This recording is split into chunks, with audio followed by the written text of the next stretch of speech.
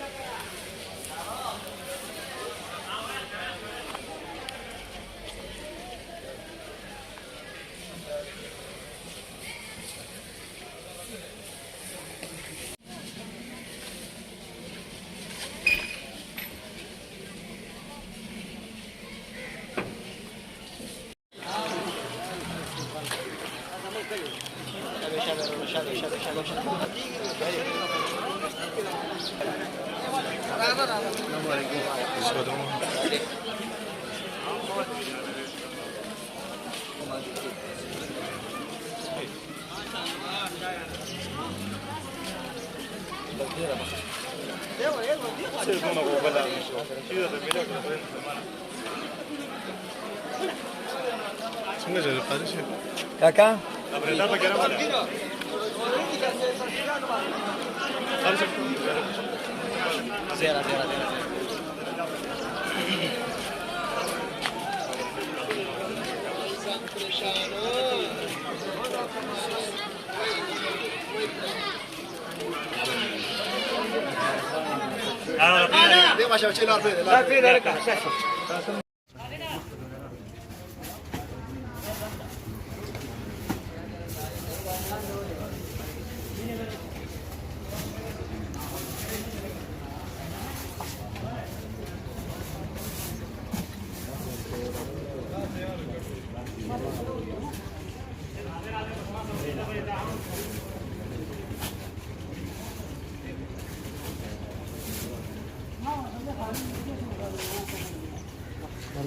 जी जी